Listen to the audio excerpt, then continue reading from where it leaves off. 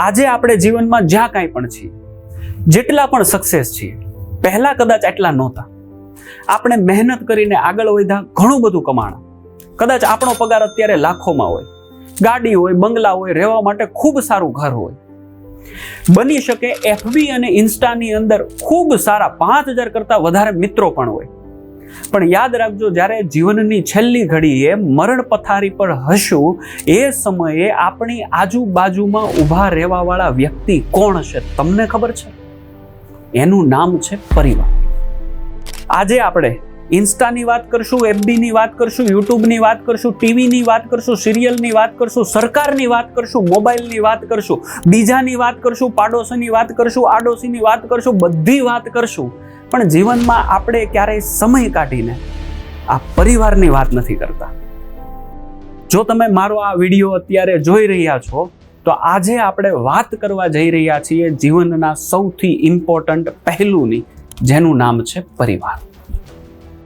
આપણે નાના હતા એ સમયને યાદ કરો. શેરીની અંદર રહેતા, રખડતા ને મસ્ત મજાનું ક્રિકેટ ટીપતા. એ સમય દરમિયાન મમ્મી કે પપ્પા જો ઘરની બહાર નીકળે એટલે આપણે ત્યાં જઈને પૂછીએ કે મમ્મી પપ્પા સિદ્ધ જાઓ છો, કઈ બાજુ જાઓ છો? એટલે મમ્મી પ્રેમથી હેતથી કે ભાઈ ફઈના ઘરે જઈએ છીએ બેસવા માટે, મામાના ઘરે જઈએ છીએ ખબર કાઢવા માટે, મોટા પપ્પાને ત્યાં જઈએ છીએ. તમે ક્યારેક આ શબ્દ સાંભળ્યા હશે, પણ આજના સમયમાં આ શબ્દ ક્યાં ગયા? ક્યાંક ને ક્યાંક આજના સમયમાં આપણે આ પરિવારની અંદર બેસવા જવાનું સંપૂર્ણપણે ભૂલી ગયા. તમને ખબર છે, આપણે નાના હતા ત્યારે આપણે ક્યારેય ડિપ્રેશન, એન્ઝાયટી એવો શબ્દ સાંભળ્યો હતો? પણ આજના સમયમાં ચોથા ધોરણમાં ભણતું બાળક એની મમ્મીને એમ કે મને ભણવાની મજા નથી આવતી, મને ડિપ્રેશન આવે છે, મને એન્ઝાયટી છે, મને ફિયર છે. પહેલાના સમયમાં આપણને આ એન્ઝાયટી, ડિપ્રેશન કે ફિયર એવું કશું હતું જ નહીં. એનું મૂળ કારણ છે સંયુક્ત પરિવાર. એનું મૂળ કારણ છે પરિવારની ભાવના. કેમ? એ આપણે એકલા બેઠા હોઈએ, નર્વસ હોઈએ, થાકેલા હોઈએ, ધંધામાંથી આવ્યા હોય, હારીને બેઠા હોય, પણ બીજો ભાઈ ખભે હાથ મૂકવા વાળો હોય. એ પપ્પા પરિવારમાં એવી રીતે બેઠા હોય, બેટા ટેન્શન નહીં લેવાનું, આપણું ટેન્શન સહેજ દૂર થઈ જતું.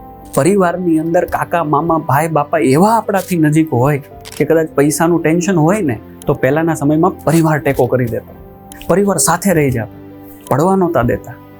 આજના સમયમાં આ પરિવારો નાના થઈ રહ્યા છે. આપણે જૂની વાતને યાદ કરીએ. પહેલાના સમયમાં જ્યારે પ્રસંગો થતા તો એ પ્રસંગોના અઠવાડિયા પહેલા ઘરે ડાયરો થતો. બધા જ પરિવારના ભાઈ ભાંડુઓ ભેગા થતા. મસ્ત મજાની નાનકડી એમથી મીટિંગ થતી અને એની અંદર કોણ રસોડું સંભાળશે એ સોંપવામાં આવતું, કોણ મહેમાન હાચવશે એ સોંપવામાં આવતું. અને આવી ઘણી ઘણી નાની નાની જવાબદારીઓ પરિવાર જ ઉપાડતો. જે દિવસે પ્રસંગ હોય એ દિવસે રાત આ પરિવારના મોટા લોકો રસોડામાં કાઢતા. એ રાતના દિવસે રસોડાની અંદર એક બાજુ મીઠાઈ બનતી હોય, મોહનતાળ બનતા હોય, લાડવો બનતો હોય, તો બીજી બાજુમાં ભજીયા અને ગાંઠિયા તો ચાલતા જ હોય. એ દિવસે પ્રસંગની અંદર, જમવાની અંદર પહેલાના સમયમાં કેટરર્સ નહોતા, પણ આ પરિવારના લોકો જ એ જમણવાર કરતા અને પીરસવા માટે ઊભા રહી જતા. ખભે રૂમાલ નાખ્યો હોય, આ બાજુ રસ પીરસતા હોય, આ બાજુ મોહનથાળ જાતો હોય. અને ખાલી મોહનથાળ દેવા પૂરતો નહીં, તાણ કરી કરીને તમને મોહનથાળ ખવડાવતા હોય. જમતા વ્યક્તિઓને ઘર ધણી એક એક વ્યક્તિને બાવડું પકડી પકડીને મોંની અંદર મોહનથાળ કે લાડવા દેતા હોય. મિત્રો, પહેલાના સમયની અંદર ચાલતા આ પ્રસંગો અને પ્રસંગોના આ જમણવાર ભાવથી ભરેલા હતા. સૌથી વધારે ઇમ્પોર્ટન્ટ વસ્તુ શું હતી ખબર? એ જમવાની ડીશ નહીં, એ મેનુ નહીં, એની કિંમત નહીં, પણ ભાવ. આજના સમયમાં આ પ્રસંગનું સ્થાન પાર્ટીએ લઈ લીધું. આજના સમયમાં વાડી કે જમણવારનું સ્થળ એ પાર્ટી પ્લોટે લઈ લીધું. અને આપણે પણ શું કરીએ છીએ? જો જઈએ, ગાડી પાર્ક કરીએ, બેસીએ, ખાવાનો સમય થાય ખાઈએ, થોડીક વાર પાછા બેસીએ અને નીકળી જઈએ. પ્રસંગો જે છે એ પ્રસંગો ન રહેતા કમ્પેરિઝન થઈ ગયા. સાહેબ, દેખાદેખી વધી ગઈ. પહેલાના સમયમાં પ્રસંગો એ જે તે પરિવાર પોતાની વગ પ્રમાણે કરતો, એટલે કે એની જેટલી સગવડ હોય એ પ્રમાણે પ્રસંગ કરતા અને પતાવી દેતા. પણ આજના સમયે પ્રસંગ મોટા કરવા એ ફરજિયાતપણું થઈ ગયું દેખાદેખીના કારણે. તમે જુઓ, વિચારો, અંબાણી છે એ બહુ મોટા પ્રસંગો કરી શકે, કરોડોના પ્રસંગો કરી શકે, જે એની આવકના 0.1% કરતા ઓછું હતું, કારણ કે એવડું કમાય છે. મિત્રો, આપણા પરિવારની અંદર પણ ઘણા પરિવાર એટલા સક્ષમ હોય કે જે ખૂબ મોટા પ્રસંગો કરી શકે, પણ આપણે દેખાદેખીમાં ક્યાંક એવા પ્રસંગો કરી બેસીએ છીએ કે જેમાં એક બાપ પોતાની આખી જિંદગીની કમાણી લૂંટાવી દે છે, નાખી દે છે, અને તેમ છતાં પ્રસંગ પૂરો થાય ને ત્યાં બાપ દેવામાં આવી ગયો હોય છે, એને દેવાના હોય છે. વિચારો, આજના સમયમાં પ્રસંગો ક્યાં ચાલ્યા ગયા. લગ્ન પ્રસંગની અંદર હવે નવા રીતિ રિવાજો આવે છે. તમે ક્યારે વાના રસમનું નામ સાંભળ્યું? છે પ્રથા જૂની, પણ આપણે એની સિસ્ટમ આખી બદલી નાખી. હલ્દી રસમનું નામ સાંભળ્યું? છે પ્રથા જૂની, પણ આપણે એની સિસ્ટમ આખી અલગ કરી નાખી. સેલિબ્રેશન હોય, રીલ હોય, એ તો જવા દો. પ્રી વેડિંગ એક અલગ જ પ્રકારની સિસ્ટમ ચાલે છે. પ્રી વેડિંગની અંદર પણ પ્રી ડેસ્ટિનેશન શરૂ થઈ ગયા કે જેની અંદર અલગથી ખર્ચો. એટલું બાદ કરતા 3 દિવસ હોય, 4 દિવસ લગ્નના હોય, એના અલગ કોસ્ચ્યુમ હોય, એનો અલગ મેકઅપ હોય, એની અલગ સિસ્ટમ હોય, અને એના કારણે ખર્ચો વધતો જાય છે. એની બધા ખર્ચાનો ભાર તમને ખબર છે કોના ઉપર આવે? એ એક વ્યક્તિ પર આવે, એનું નામ છે બાપ. સાહેબ, તમે લાડવા લઈને જવાનું, આવું તમારા પરિવારમાં સાંભળ્યું છે? આ લાડવા લઈને જાવું એ પણ અત્યારે બહુ મોટો એક પ્રસંગ થઈ ગયો. મતલબ એની અંદર પણ જમણવાર આવી ગયો. પહેલાના સમયમાં સ્ત્રીઓ જઈને આ કામ પતાવી દેતી હતી, પણ હવે બહુ મોટું સેલિબ્રેશન થઈ ગયું. એટલું જ નહીં, તમને ખબર છે આજના સમયમાં શ્રાદ્ધ જેવા ઇમ્પોર્ટન્ટ પ્રસંગ પણ હોટલમાં થતા થઈ ગયા. વસુદેવ કુટુંબકમની ભાવના ધરાવતો આપણો ભારત દેશ કેમ વર્ષોથી એટલો સુખી અને સંપન્ન છે? એનું કારણ ખબર છે? કારણ છે આપણો પરિવાર. સવારનું શિરામણ હોય કે રાતનું ભાણું હોય, આપણે ત્યાં વર્ષોથી એક પ્રથા ચાલે છે કે સાથે મળીને, ભેગા મળીને ખાવું. આ ત્રણેય ટાણા એવા હોય છે કે પરિવાર સાથે હોય છે, સાથે જમે, સાથે ડિસ્કશન કરે. ઘણીવાર પરિવારમાં લેવાતા ડિસિઝન પણ જમતા જમતા લેવાય.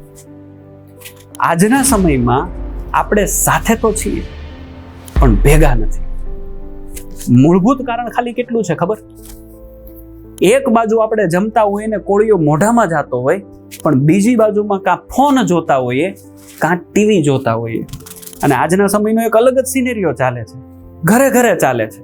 એક બાજુ ડીશ આવે, એક બાજુ જમતા હોઈએ, અને એક બાજુ ટીવીમાં તારક મહેતા કા ઉલ્ટા ચશ્મા ચાલતું જ હોય. મિત્રો, ક્યાંક આપણે આપણા પરિવારને ઇમ્પોર્ટન્સ દેવાનું ઓછું કરી દીધું છે.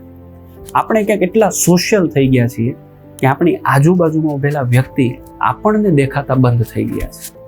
આપણે આજે સુખી અને સંપન્ન છીએ, એવું કહેવાય કે 2 પાંદડે છીએ. સારું ઘર છે, ગાડી છે, બંગલા છે, ને સારું કમાઈએ છીએ. પણ તમને ખબર છે આટલું બધું સુખી અને સમૃદ્ધ થવા પાછળનું કારણ કોણ છે? આપણા પરિવારની એકાદ એવી પેઢી કે જેમણે જીવનમાં બહુ મોટું યોગદાન આપ્યું છે, જે અભાવમાં જીવી છે, જે મહેનત કરી છે, મજૂરી કરી છે. પોતાના જીવનમાં એવું કહી શકાય કે કપડા પર થીંગડા મારીને, નાનકડી એમથી રૂમમાં રહીને પણ, કરકસરમાં જીવીને પણ, પેટે પાટા બાંધીને પણ આગળ વધીને મહેનત કરીને તમને ભણાવવા ગણાવવાને મોટા કર્યા છે. એક સમય એવો હતો, ગામડામાં રહેતા હતા, ગરીબી હતી, ખાવા માટે કાંઈ નહોતું, પણ એ ગામડા ભણીને શહેર સુધી વળ્યા, પરિવારને મૂકીને એકલા રહેતા થયા. સાહેબ, કાઠિયાવાડમાંથી નીકળીને સુરત બાજુ આવ્યા, કચ્છમાંથી નીકળીને બોમ્બે બાજુ ગયા, અને ચરોતરમાંથી નીકળીને યુએસ અને કેનેડા ગયા, અને ન્યાય પણ એકલા રહ્યા, અભાવમાં રહ્યા, કરકસરમાં રહ્યા. અને એના કારણે આજે આપણી જનરેશન એ કંઈક સુખ અને સાહેબી ભોગવી રહી છે. ઘણીવાર આપણા બાળકો કે આપણે એવું કહેતા હોઈએ કે બા અને દાદા કે મમ્મી પપ્પાએ આપણા માટે શું કર્યું, એમને ક્યાં કાંઈ ખબર પડે છે? આજના સમયમાં કેમ રહેવાય એ થોડું એને ખ્યાલ છે. હજી એટલી કરકસર કરે છે. એમણે ખાલી એક જ કામ કર્યું, એ ગામડું મૂકીને તમને શહેર તરફ વાળ્યા. અને આટલું જ નહીં, ઘણા પરિવારમાં તો એવું પણ છે, ગામડે બાપ દાદાની જમીન હોય, જાયદાદ હોય, ઘર હોય, એ બધું વેચીને એમણે તમને ભણાવ્યા પણ હશે, ફી પણ ભરી હશે, તમારા માટે એણે બધું જ ન્યોછાવર કર્યું હશે, અને ત્યારે આપણે અહીંયા સુધી છીએ. કશું ન કરીએ તો કાંઈ નહીં, એટલીસ્ટ એમના માટે થોડો સમય કાઢીએ, એમની સાથે સમય વિતાવીએ, એમની પાસે બેસીએ. આપણા જેમ સપના હોય એમ એમના પણ સપના હશે, પણ એ દિવસ રાત મહેનત કરીને પરિવારને ચલાવવા માટે કદાચ એમણે એમના સપનાને ક્યાંય પેક કરીને પેટી મૂકી દીધી હશે માળિયામાં. એમને પણ પૂછો, પપ્પા, મમ્મી, બા, દાદા, કાંઈ બાકી તો નથી રહી જતું ને? આજની આ ભાગદોડ ભરી જિંદગીની અંદર આપણે શહેરીકરણમાં એવા તો ઘૂસી ગયા છીએ, શહેરની લાઈફસ્ટાઈલમાં એવા તો રચાપચા થઈ ગયા છીએ કે આપણે આપણા ગામની અંદર જવાનું પણ બહુ ઓછું થતું હશે, કદાચ વર્ષની અંદર એકાદી વાર. ઇવન આજના સમયે આપણા બાળકોને પૂછીએ કે ભાઈ આપણું ગામ કયું, તો ગામનું નામ કદાચ યાદ હોય, પણ એને ઘર, ફળિયું ને પાદર પૂછ્યું હોય તો કદાચ એને ખબર ન હોય. સાહેબ, આજના સમયમાં કાઠિયાવાડની અંદર તો એવી પરિસ્થિતિ છે કે ગામ છે, પાદર છે, પણ ત્યાં રહેવાવાળા ખાલી ગવઢિયા છે, અને એમાંય ઘણા ઘર તો ખાલી છે. નળિયા પણ કદાચ હવે નીકળી ગયા હશે, તૂટી ગયા હશે, વરસાદનું પાણી ટપકતું હશે, કોઈ રિપેર કરાવવા વાળું પણ નથી. અમુક ગામ તો એવા છે કે આ ગવઢિયા લોકો એ ઉંમરે પહોંચી ગયા છે કે ઘરનું કામ પણ યોગ્ય નથી કરી શકતા, જમવાનું પણ નથી બનાવી શકતા, તો એમના માટે આખા ગામમાં સામૂહિક ટિફિન વ્યવસ્થા ચાલે છે. સાહેબ, ગામડાઓ મરી રહ્યા છે, ક્યાંક પરિવારો પણ તૂટી રહ્યા છે, ક્યાંક પરિવારો નાના પણ થઈ રહ્યા છે. આપણે આના ઉપર હજી ઘણી બધી વાતો કરીશું, પણ જો તમને અમારો આ વિડીયો ગમ્યો હોય, અમારો આ પ્રયત્ન ગમ્યો હોય, તો જરૂરથી પોતાના પરિવાર સાથે સમય કાઢજો, અને ઘરની અંદર રહેલી આ આપણી પેઢી કે જેમણે સૌથી વધુ મહેનત કરી છે એમને થેન્ક યુ પણ કહેજો. અને તમારા પરિવારમાં આવા કોઈ વ્યક્તિ હોય, કોઈ આવા પ્રસંગ હોય, અથવા તો તમને લાગતું હોય કે પરિવારમાં આ વાત પણ હોવી જોઈએ કે કરવી જોઈએ, તો જરૂરથી અમને કમેન્ટમાં આપનો પ્રતિસાદ આપજો. આપના પ્રતિસાદની રાહે. જય શ્રી કૃષ્ણ.